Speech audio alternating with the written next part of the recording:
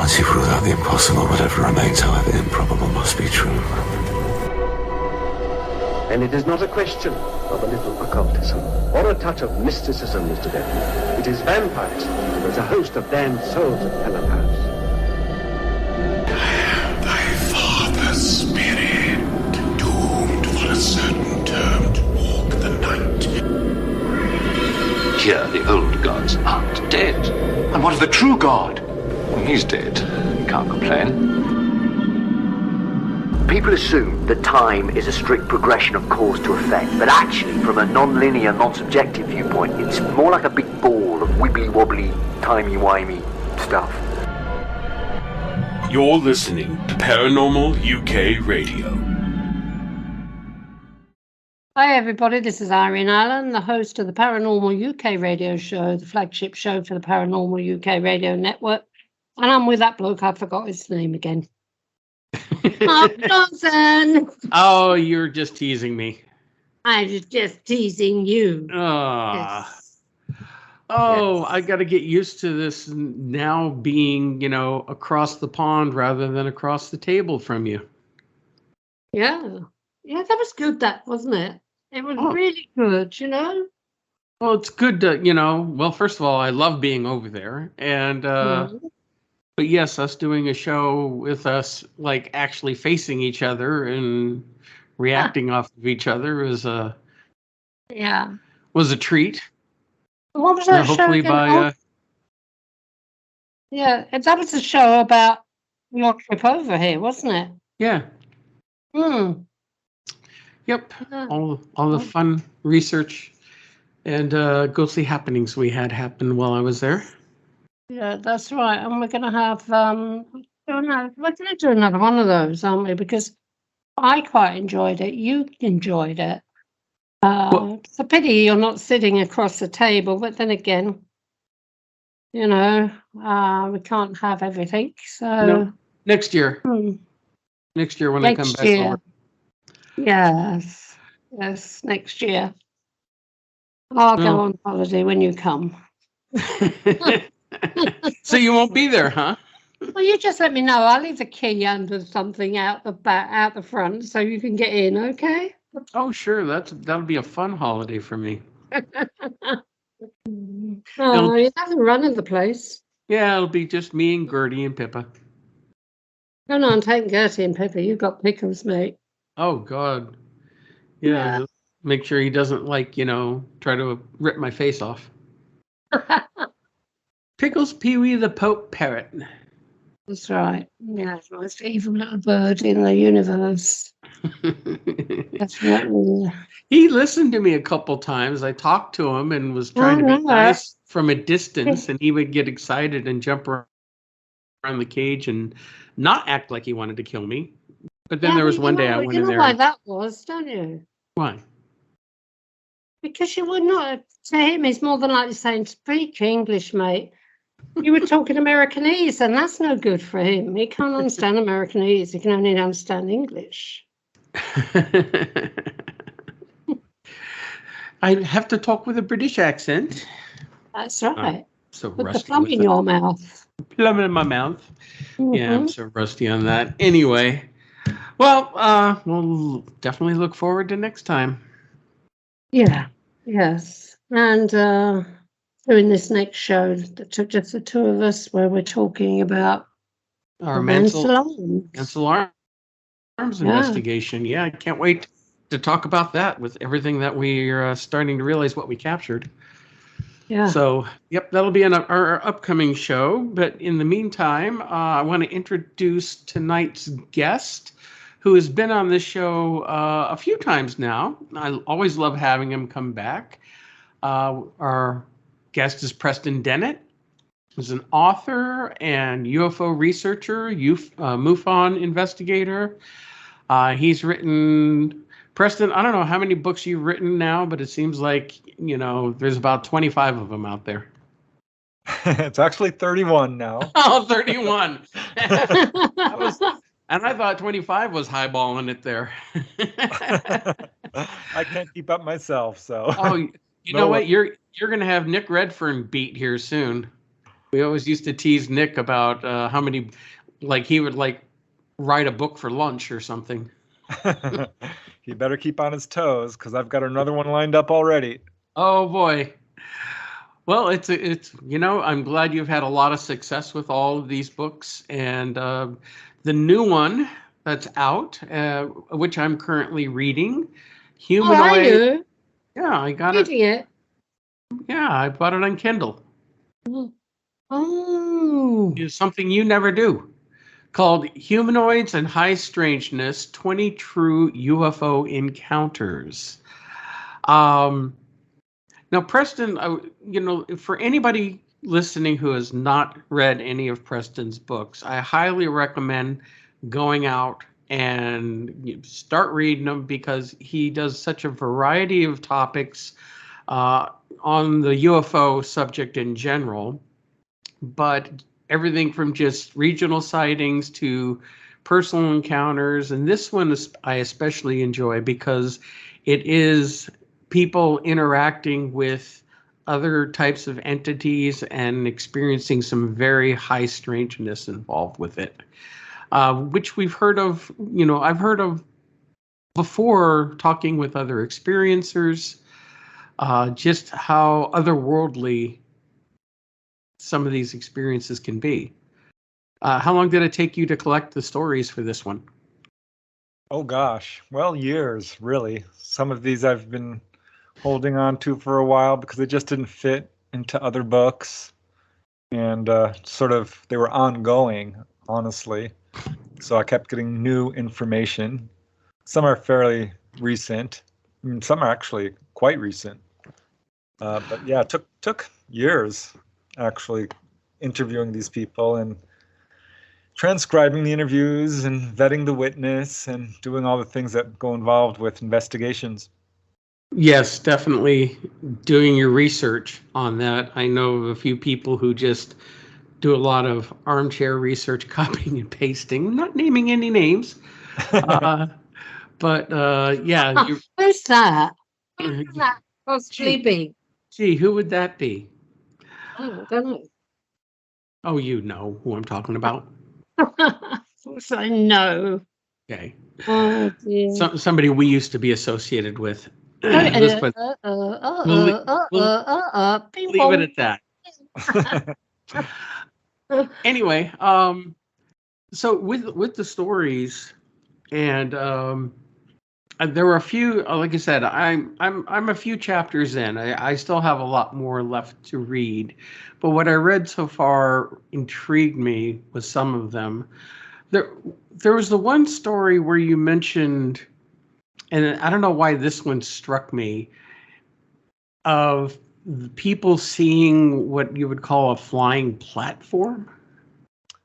Yes, I know that case that you're talking about. Very interesting gentleman by the name of Sebastian Bulos. And what was so fun about interviewing him is not only is he really passionate and really very, very emotional about his encounters. Like many contactees, he's very eager to get the word out about this subject. But it was a treat to interview him because he's from Lima, Peru. And being here in the U.S., I get a lot of cases from here. But this book, I got to talk to people from all over the world. England, France, Australia. There was partly in China, Germany, Canada, and also in South America, Argentina and Peru. So got a little bit of a cultural, diversification, I guess. Well, let's face it, South America has always been a very big UFO hotspot. Everything from Mexico on down to Central and South America. Oh, yeah. Yeah, it's amazing. I think UFOs are a little bit more accepted down there because you can't hide it. I mean, it's just so active. And Sebastian, he kind of grew up believing in UFOs because his mother had a very close-up sighting at a party once where a flying disc came right down over the house and hovered for like 20 minutes during a house party. It was a very interesting sighting, but it was, in essence, just a sighting of a disc. And she, as well as her husband, Sebastian's parents, had a number of sightings. So he kind of always believed in this subject. But then things kind of ramped up for him as a young adult. When he moved out of the house, he was working as a tourist guide, had learned English, so he was able to converse with people from, the U.S. and so forth, and lost his job. And so was kind of depressed and really kind of trying to search for answers and get another job, and had run out of money. So he was basically on a vegetarian diet, which he felt was significant because of what happened next. He was just in a space that was where he was doing a lot of soul searching. And then one day he had this very strange experience. He started spontaneously, I guess you would call it remote viewing. He didn't really realize what was happening, but in his mind's eye, he saw this image of this glowing kind of orange, fiery, square-shaped object, or rectangular rather. And he's like, well, this is odd, because he's looking down upon it in his mind's eye, and he recognizes the area. It's the town of Lima, some distance north from his house where he's staying. And he's like, I wonder what this means. And he's watching this thing move closer and closer to his actual location in his mind's eye still. And it's getting real close to his house when suddenly he hears this phrase in his head in Spanish, "Mira el cielo," which means look at the sky, look up. And of course he does. And he can now see this thing physically with his eyes. And it's this giant orange glowing rectangle. And inside of it, he sees a human-looking figure. And I guess, in UFO terms, we would call this Nordic, meaning pretty much human-looking. I don't like the term Nordic because it kind of implies it's going to be a white person, and it isn't always. I've talked to many people who've seen all kinds of human-looking ETs of, I guess, different ancestries. But yeah, in his case, it was a Nordic-looking individual. He said very broad-shouldered, very muscular, quite tall, and looking very much like the Vitruvian Man by Leonardo da Vinci. This is how he described it, which I thought was interesting. So really the only difference was in the Vitruvian Man, the sketch shows the figure with the arms outstretched to the side. And he said in this case, this figure had its arms stretched forward, kind of in a supplicating gesture. And it was interesting because he felt this intense wave of love coming from this, like this was a long-lost relative, or even more than that. So it was just this very intense feeling of love coming from this figure.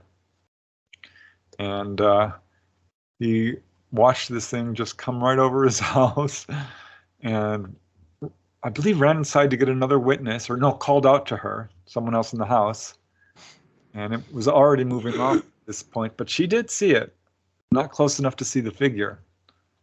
And they go back into the house. Mind you, it's afternoon. And they go back into the house, and boom, he looks outside, it's dark. So he had missing time. And yeah, that was his first encounter, but that was followed up by several, I think this is what you're talking about, sightings of where he saw a flying humanoid. And this first one was so weird. You do get a number of cases of flying humanoids in Mexico and South and Central America. I've seen videos that are years old on YouTube about showing these weirdly shaped humanoid type figures flying through the air. Yeah, you don't get a lot in the U.S. or really elsewhere. There's some.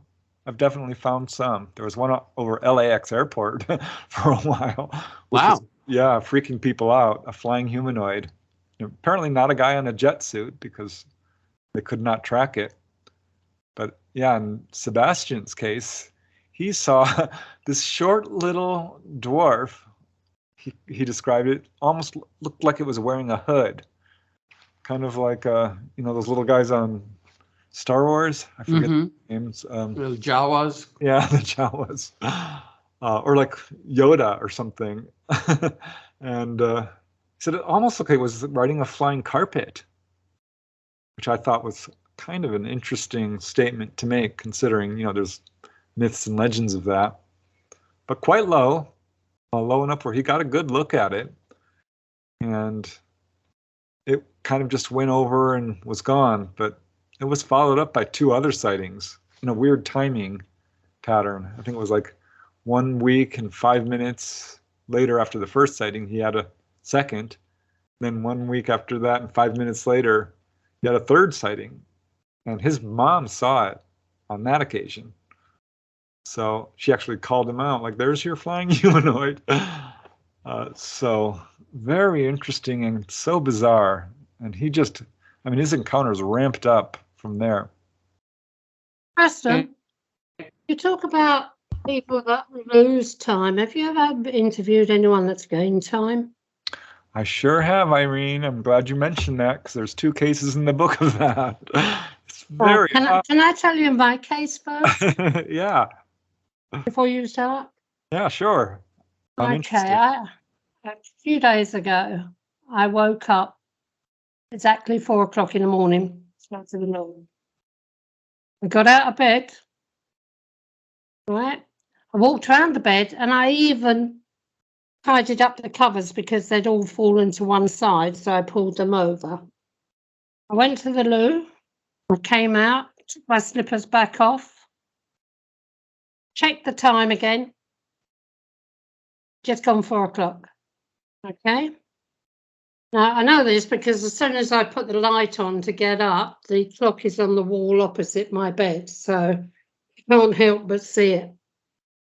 I got into bed, I had a beautiful sleep, and I felt like I'd slept very deeply for hours. And when I woke up, I couldn't open my eyes. So I'm trying to force them open with my fingers, and I'm thinking to myself, well, the birds move a bit quiet out there because I've got trees outside the window.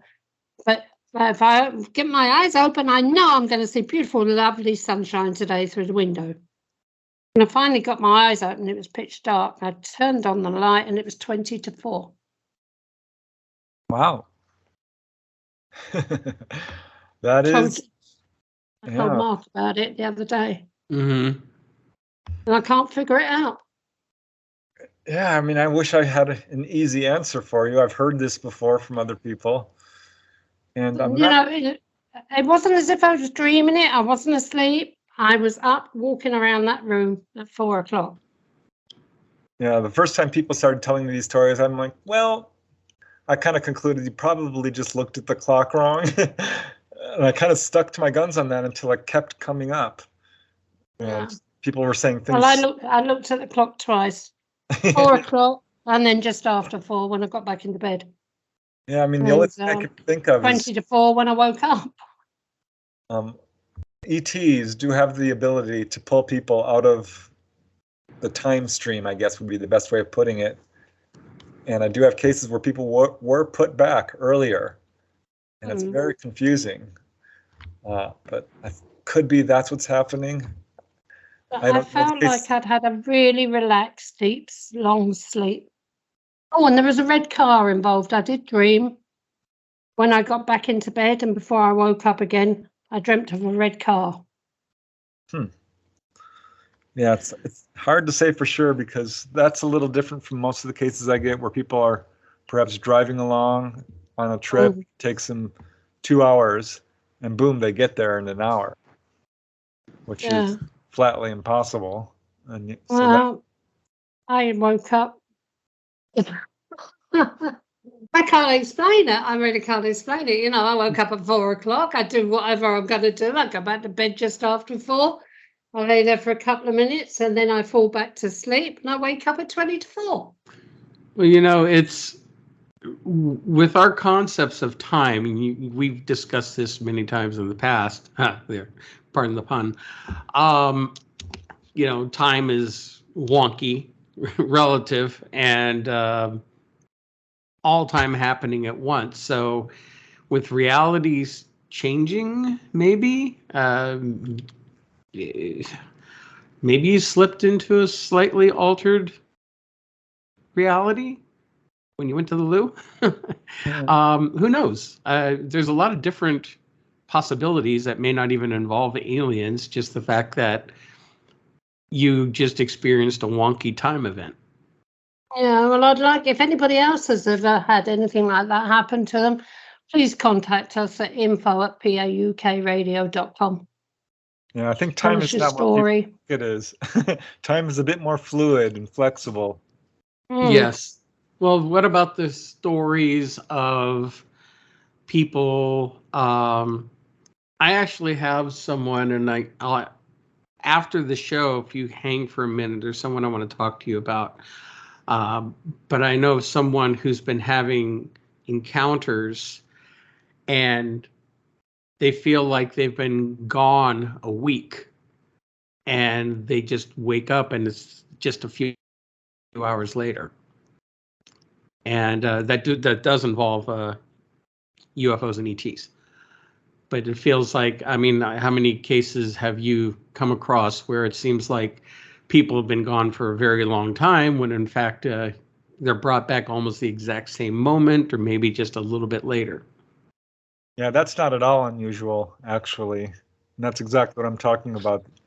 I mean, Dolly Safran, in my book Symmetry, had that experience many times where they would take her from her room and she would be with them for sometimes 2 hours, but a few times, a couple of weeks. She's fully conscious of this. This is not missing time as we would think of it. Yeah, it's put back minutes later.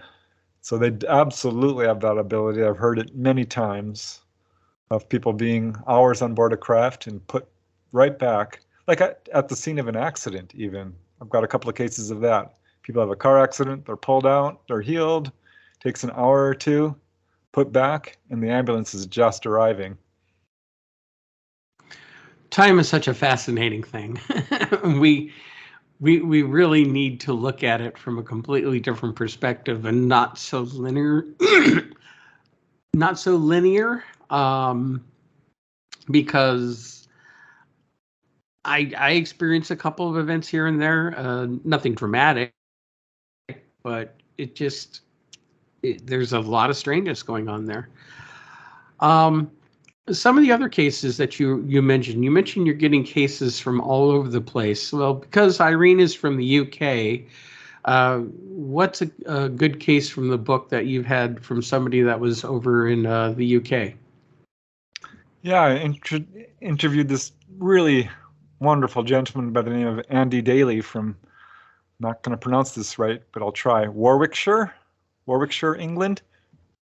And he had a whole variety of paranormal experiences, actually. He had an encounter with a hairy demonic dwarf. I don't know exactly what it was. My husband. Could be. Also a hostile ghost and an angelic encounter, and some really interesting UFO encounters as well. But the most interesting, I thought, was when he was 8 years old. This is on January 8th, 1980, his birthday, actually. And he had woken up super early in the morning and felt lonely and decided he was going to crawl into his parents' bedroom, or actually his father, who was still asleep, of course. So he kind of just slid into bed next to him and was waiting for him to wake up. The door was ajar, it was slightly open, and he saw someone was kind of jingling on the door handle, which was weird to him because the door was already open. You don't really need to use the handle. And it opened a little bit more. He could see a shadow coming. It was exerted on the wall there. And out steps this short little creature. Definitely not a normal being. Because it was covered with hair from head to toe, and it was about 3 or 4 feet tall, right up to the doorknob, but not over it, and had this dark, small eyes and a large mouth filled with very sharp teeth. and it was staring right at him. I mean, it locked gazes with him. And he knew he wasn't dreaming. He could see the shadow on the wall. He had never fallen asleep. So this thing is just stopped there, staring right at him, and he's terrified, naturally. He's terrified to the point where he can't really move. He wants to wake up his dad, but he's afraid to even move. So he's just nudging his dad with his elbow a little bit. Of course, his dad wouldn't wake up or didn't wake up. Yeah. He's so frightened at this point that he decides he's just going to close his eyes and wish that this thing goes away. So he does that and waits, 10, 20, 30 seconds and opens his eyes. And of course, it's still there, still glaring at him and totally solid. Finally, it starts to step back, disappears behind the door, closes it slightly, and at that point he screams, wakes up his dad, who's like, you just had a nightmare, everything's fine. But no, it wasn't a nightmare. He was awake. He never fell asleep. He never woke up. Yeah, I talked with him for a long time about this because he wanted to know what it was. I don't know. It's not always easy to interpret these things. Did it have any sort of clothing on? I know it was hairy and everything, but did it have any sort of clothing on? Because we interviewed Barry Fitzgerald one day, and he gave a story very, very similar, but it took place in a woodland. Yeah, no. And it was a female, and was wearing leather, but she was hairy, wasn't she, Mark? I actually don't remember that story because it's been so long since we've talked to Barry. Yeah. Well, that's certainly interesting. I mean, I've heard. Did you ask whether it wore any sort of clothing, like shoes or? Oh yeah, no, it was just hairy from head to toe, dark brown, not quite black, but pretty dark, and the head was larger than you would expect from a normal monkey type being. Yeah. Later, some years later, he's still a kid, but goes up to the attic and pulls out a box of books to be a book on Bigfoot. And opening it, he saw a picture of a Bigfoot, and he's like, well, that's really close to what he saw. But it's weird. I mean, he's in the house. I do have cases where Bigfoot has appeared in people's homes, in their bedrooms. There's a paranormal sort of aspect. Yeah, I've heard that. Yeah. People have told us about that sort of thing. What about the ghost thing, the aggressive ghost that he saw? Yeah, that happened later as an adult, where he was sleeping. He had just had a child and was sleeping with his wife. The kid was in a crib in the corner. And he woke up because he felt somebody kind of pushing on him and messing around with his head, kind of running its fingers through his hair or something. He thought, I must be dreaming. But it kept pulling him into the waking state. And finally, he's fully awake, and he can still feel this unpleasant, almost painful pressure on his head, as if someone is trying to squeeze his head or something into the, push it down into the bed. When it got real bad, he instantly had this image in his head of who it was. And he saw a very angry old man who was basically physically assaulting him, trying to beat him up. And it really quite upset him. And having had some psychic, abilities at this point, because he had an angelic encounter prior to this, which was quite profound. Yeah. So he had that to sort of draw on, and he's jumped up and he spoke out loud to this ghost, basically saying, "Go away! You have no right to attack me. Don't you realize you're dead? There's someone you should find and go to the other side. There's light there. You'll be much happier, but you have no right to be in my house. This is my house now. It's not yours." And that stopped the activity. Well, it was just once that this happened, but he decided to do some investigations because he's wondering, am I making this up? Am I crazy? What is going on here? But found out that the prior owner did match the description. And not only that, he had fallen down the stairs tragically, passing away from his injuries and wasn't found for like 3 days. So that would be fit in with what we often see with earthbound spirits who have a sudden death and don't realize that they've passed. I not to get off the subject exactly of UFO and alien encounters, but it's not exactly the same, but it reminds me of that incident you had when I was visiting you, Irene, with that thing in the room that showed up in your bedroom that night. Oh, yeah. Mm-hmm. You felt like it was in your face? Oh, God almighty. It had putrid. It was like, God, dog barking. Can you hear the dog? No. Okay. No, this thing, I knew it was in the room, right? And the smell was absolutely horrendous. It was putrid, and it was right in my face. And what I was seeing was this grotesque creature, humanoid, twisted, horrible-looking thing, straight in my face. And it was down. I was laying in the bed on my side, and it was like pushing its face into my face. It was that close. Wow. I'm doing it with my hand. Not that you can see, but I've got my hand right in front of my face. Yeah, it was practically touching my face.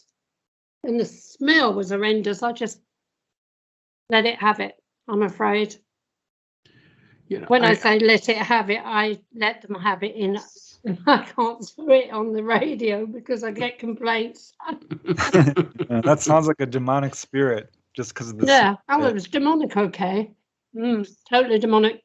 But it was obviously passing through.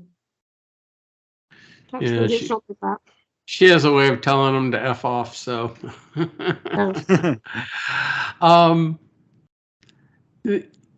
With seeing little people, or there's a lot of stories of people seeing very short, grays themselves are normally looked at as being, very short, 4 feet tall, or maybe. You have one chapter that I'm not quite up to yet that I'm interested in, the Blue Men. Yes. I was wondering if you could talk a little bit about that, and then I'll tell you about why my interest is in that. Yeah, well, that's what I love about this book, is it features not just grays, but all different types of humanoids, and boy, there's a lot. And occasionally I get these reports of these tiny little troll-like blue guys, blue-skinned figures. And this gentleman, Ron Johnson from East Palo, Texas, called me up because he had seen an illustration that my sister-in-law did of one of these blue fellows, and it matched exactly what he saw. So he was quite excited about it because he had done his own research and found very few cases. I've got a number of them, certainly, but it's pretty rare. He and his younger brother, they were about 4 or 5 years old. This is in the early 1970s. Their bedroom would fill up with light. And suddenly in would walk this very tall figure, which would stand in the corner. And by tall, I mean it's 8, maybe 9 feet tall. It's right up to the ceiling. Very thin. I could not really see it because the light was so bright. But it would be followed by short little grays and these blue, tiny little humanoids, which were very squatty, very kind of flat faces, all wrinkled up, and not big eyes, kind of smaller eyes, but very sparkly, dark eyes, and thick fingers. And here's the interesting part to me, too, because this is how they're often described, is wearing robes, hooded robes, very much like, again, Yoda or something. And, Whitley Strieber described this in his book. That's why I was going to bring it up, because that in his very first book, Communion, in fact, the first entity he consciously remembered from that first encounter, well, turned out later it wasn't his first encounter, but the first one he consciously remembered from 1985 dealing with these short troll-like blue figures, and they were hooded. So it sounded, and I've heard a couple of other similar stories. You don't hear about that type of alien that often, but I have heard about it more than once. But that's where I first heard about it, was in Communion. Yeah, when I watched his movie, which wasn't a great movie, but it was certainly interesting. They did a little, they represented those blue guys. I'm like, whoa, that is very close to my sister-in-law, Drew, what other witnesses have described to me. And yeah, I mean, he saw them many times. You know what's really funny about his case? Because this is just, here's where the high strangeness comes in. He and his brother, after they would have one of these encounters, would wake up in the morning, tightly rolled up in their quilts, their bed sheets, like a burrito, so tight that they could not get out. They could not free themselves. And they would call to their parents, like, help, we're stuck in our sheets. It would be the quilt or the sheet, both. And that just made me laugh, because I've heard that like 3 other times. It's super rare, but it does happen. There's no way they could have done it themselves. Their parents were absolutely baffled, and the kids are like, the little blue guys came, and they're like, you're dreaming. And they're like, no, the room filled with light. And I said, well, that's the light outside the window. And they're like, no. But didn't connect it to the fact that they're stuck there in their sheets all wrapped up. Don't you just love how parents dismiss most things kids say as just all it's your imagination?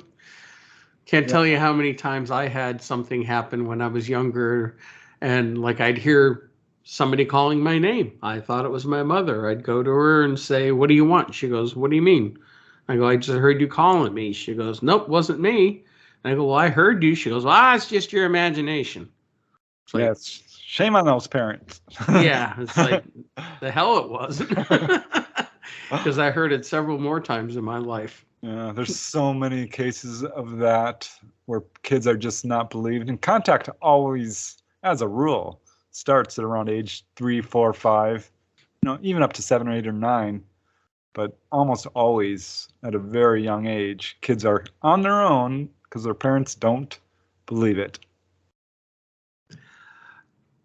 But some of the encounters that you've talked about in your books are, sometimes when you say high strangeness, I'm talking real high strangeness, things that just seem like out of this world.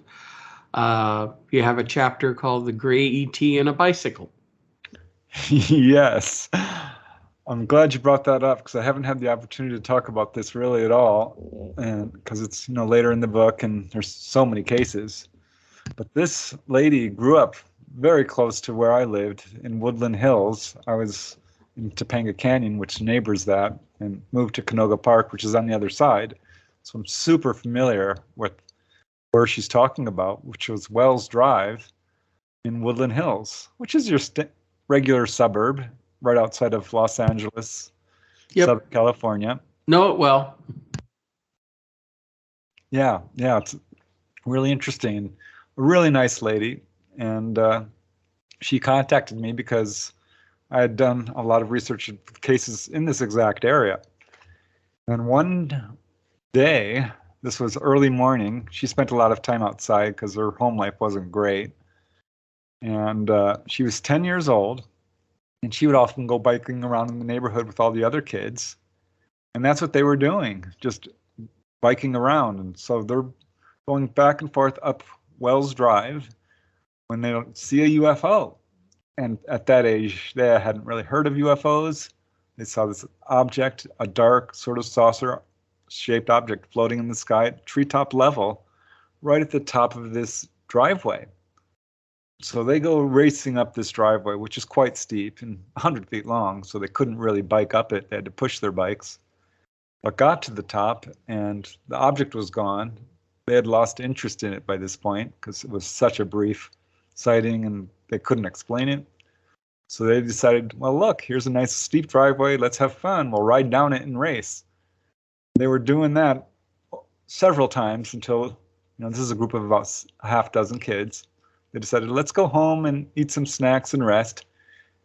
And Janet decides, you know what, I'm just going to go up one more time. And she thought she was being real sneaky. She would climb to the top of the driveway and race down and beat them because, with the momentum, she'd beat them to the house.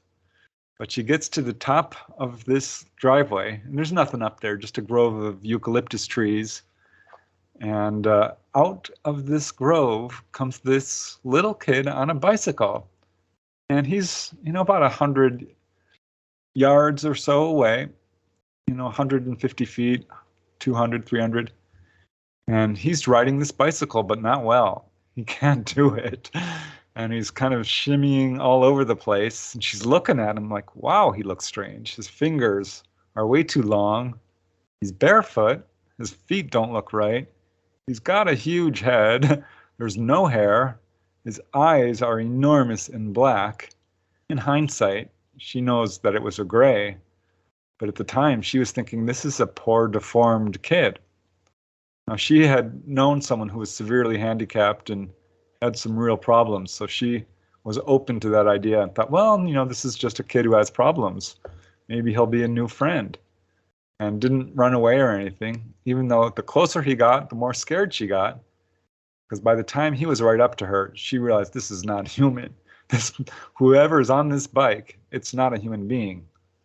But it was confusing because he was wearing a Pendleton button-down long-sleeve shirt, pants. His bike looked new, had a little sissy bar on the back.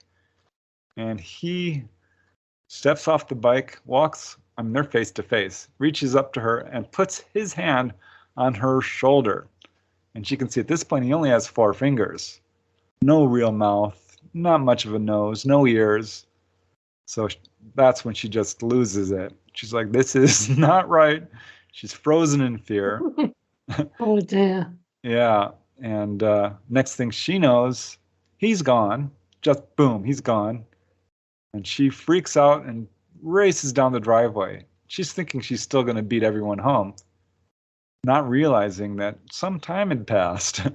In fact, when she finally reached the house where all the other kids went, they were sitting there eating, and they're like, where have you been? It's been an hour. And she's like, did you see the freak boy?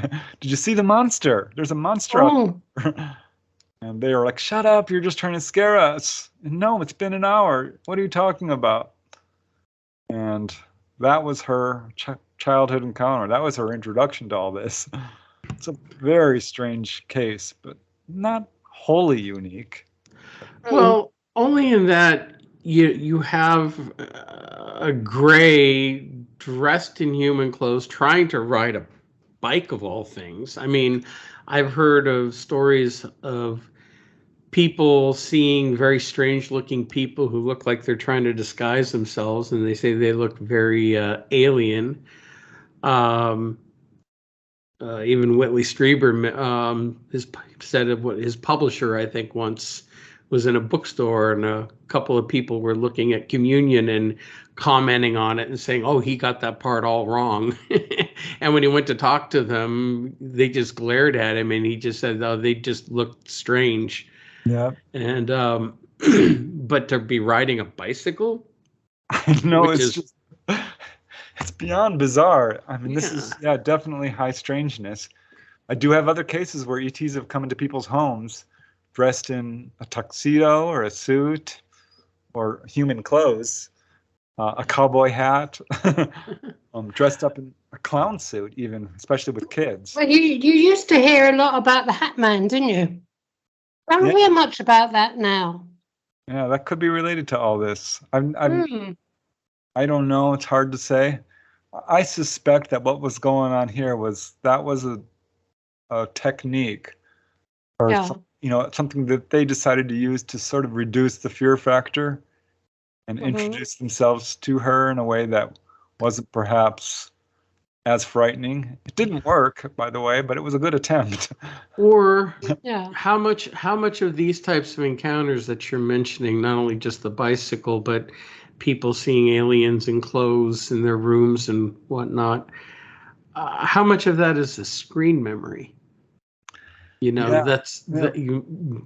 it's for them to think about later after everything's happened to lessen the blow or make it seem either way too strange to be afraid of or add a little bit of some kind of normalcy to it. Yeah, I definitely agree that there are screen memories for sure. That often happens with very young kids who have these grays come into their bedroom, usually grays.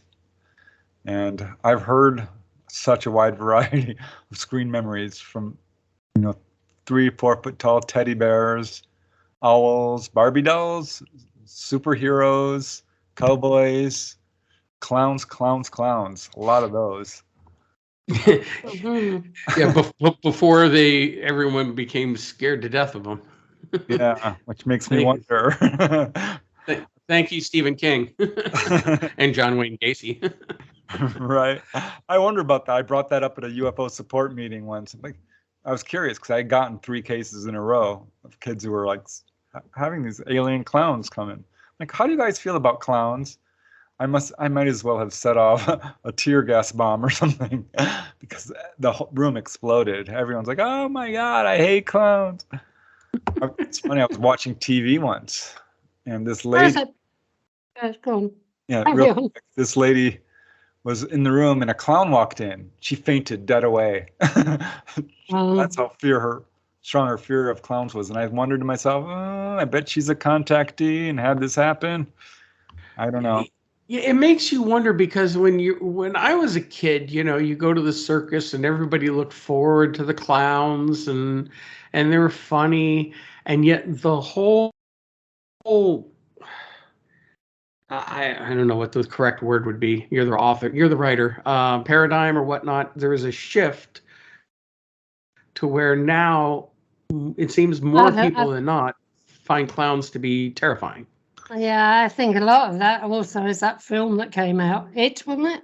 Yeah, well, I mean, between that there was couple of years back when people were seeing there were all these creepy clown sightings.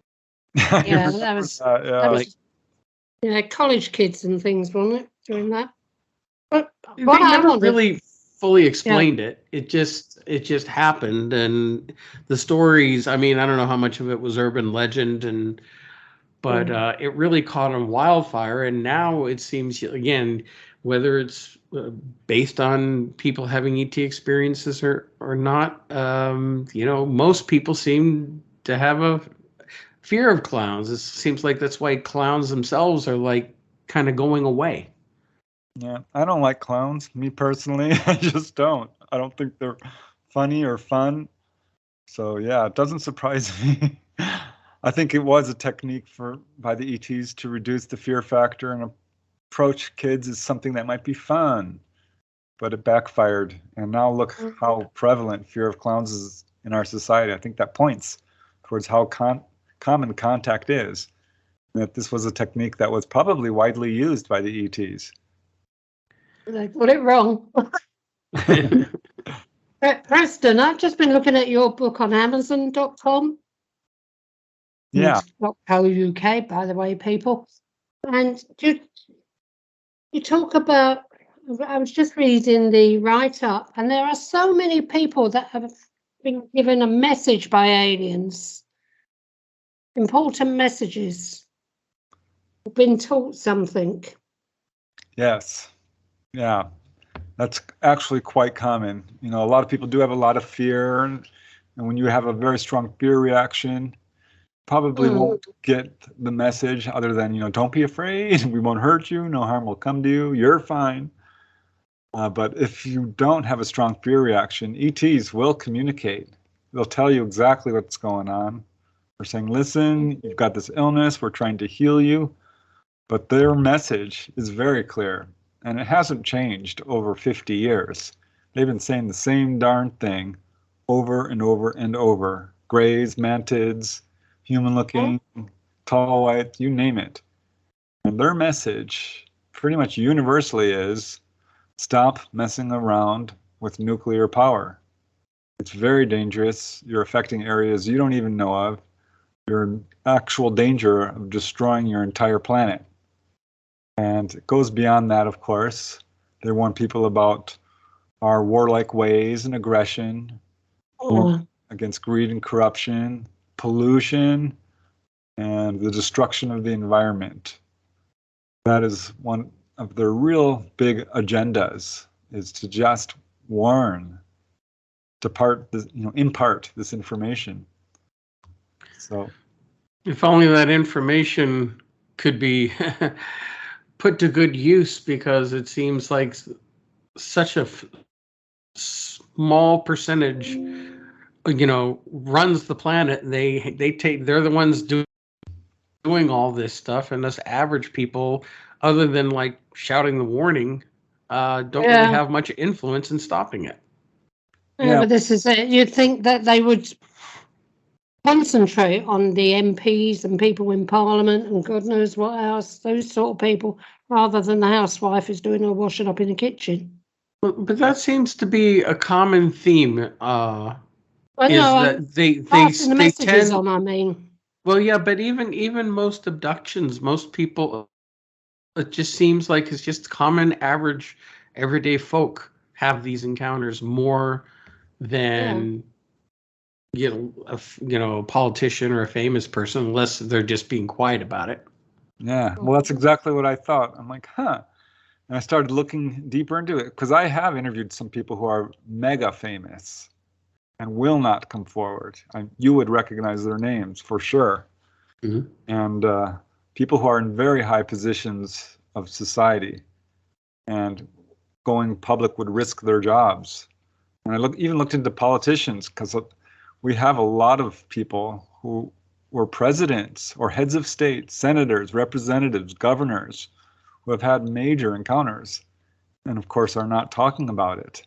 Mm-hmm. So I do think that what we're seeing there is a real reluctance on people in those positions to come forward. And they have communicated to our world leaders, who are not nice people.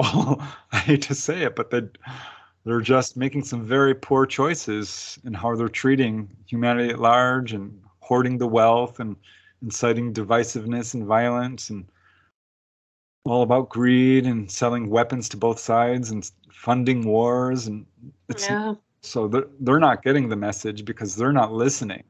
That's why I think ETs are doing what we would call a grassroots movement, and telling everybody these things. But it's funny, because I've got cases in the book, both involve two little girls who are 10 years old, who were told by the ETs flat out, you need to tell everyone to stop the wars, and showed them scenes of wars that were going to happen. And they're like, I'm just a little kid. What do you expect me to do? Go ahead, Irene. Have you finished? Are you still talking about that? Piston butted in there. Sorry. No, I was going to ask another question, but go ahead. No, I wanted to know about a woman from California is visited by a tree spirit. Ah, yes. Yeah. I love that case. It's so unusual. Yeah, I know, and I've got trees all around my property. So. Yeah, I mean, I love trees. I think we all love trees, and there's something. There's something really special about them, and nature spirits certainly is something that appears in all cultures. If you dig into it, the idea of water spirits, sprites, and so forth, are absolute dryads. She described this spirit, the tree spirit. Yeah, to some degree. How it all rolled out for her was, she was a victim of a violent assault at school by the school bully, who beat her up so badly she was really in danger of dying, and had to be pulled to school. And they moved, and ended up moving into a forested area, Julian, California. And she had no friends, so her friends were trees. And she just started to look upon them as, there is someone that gave her sustenance and nurturing, who wouldn't, commit violence to her. So she became a real tree hugger, so to speak, and started having these very vivid, lucid dreams, which she says, I'll call them that, but they weren't dreams. They were real. but it would happen in the sleep state, where every night she would wake up in the forest outside of her home. So perhaps these were out-of-body experiences or something along those lines. But she said this tree spirit would come. And she says, I wish I could tell you what he looked like. I had the impression he was a beautiful man, but I never really saw him, or she couldn't remember seeing him. She would see him, but when she'd wake up, that would just escape. But he would talk to her about love and her life and what she was going to be doing in her future, and that she should pursue art and music and writing, which she did. She provided a written testimony of her experiences. That was just a lovely, it was really well written. And she also gave me, of course, an interview so I could fill in some of the gaps. But this went on for over a year, and it was nightly, every single night. She would just have long conversations. He called himself Birch, which I thought was interesting. Yeah, I read that story.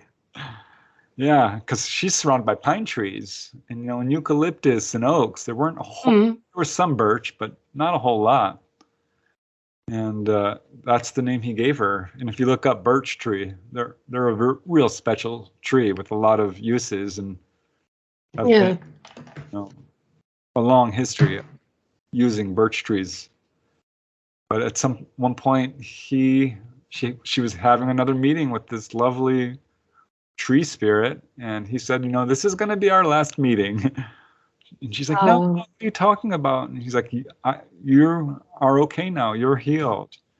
You don't need me anymore. I have to leave you now. And of course, she never saw him again, never had another experience until, she tried to call him back, reach out telepathically over and over again, even into adulthood. Occasionally she'd just lie down and be like, Birch, where are you? And one day, I think she was in her 40s, she's like, started reminiscing again and called out to him and got an answer. And he said, I'm here. And she had this long conversation with him, and she managed to write a good portion of it down and asked him, who are you? Are you an angel? And he said, no, you could look at me that way, but I'm not. I'm more of a guide. Yeah. And I came to you because you called out to me and you needed me. And basically, he said, you have a mission in life, and the mission is to spread love. And I'd have to go into the book and see exactly what he said, because I honestly don't remember, but it was along those lines. It was a short conversation, but quite profound and very philosophical. I think it's lovely. I think it's absolutely lovely to even think that there's a tree spirit.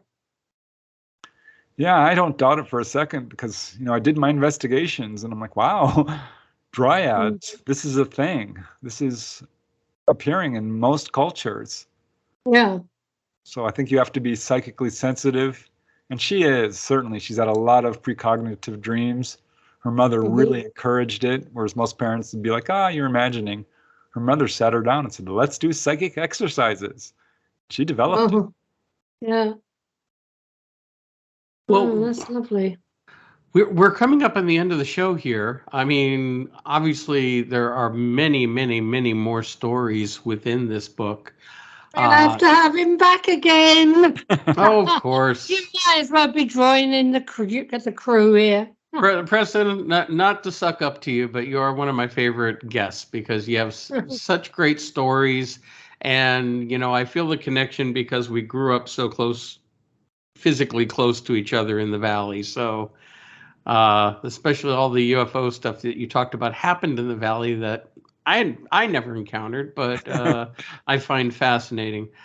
So the book is Humanoids and High Strangeness, 20 True UFO Encounters. Now, people can find this on Amazon and anywhere else? Yeah, online retailers should have it, Barnes & Noble and so forth, bookstores as well.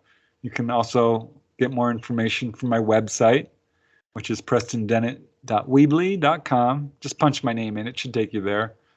But yeah, I'm all over now, media. Are you doing any conferences? Are you making any appearance in the near future here? Not in the near future. I try to do 1 or 2 a year. It's been a rocky few years, for obvious reasons. And I don't know, it's just a lot of work doing these conferences. So I don't do a whole lot of them, but I don't have any currently planned, but I try to do a couple a year, and I post them on my Facebook and social media if I do. Well, and as we talked before we started the show, you've had some television appearances on Ancient Aliens and The Unexplained, and so people can look for those as well. Preston, again, thank you very much for coming on. And can you hang for just 1 second after we're done? Yeah, of course. Okay. Well, I want to thank everyone for tuning in to another edition of the Paranormal UK radio show, the flagship show here on the Paranormal UK radio network. And Irene, where can people find us? Everywhere, people. Everywhere. Especially Audible. We just found out we're on Audible. So, Audible, yeah. For free. You don't have to pay. Yeah. That's right. All right. Thank you, everyone. You have a wonderful week. We'll be back next time with another brand new show. So take care. Be good humans. We'll talk to you soon. Bye.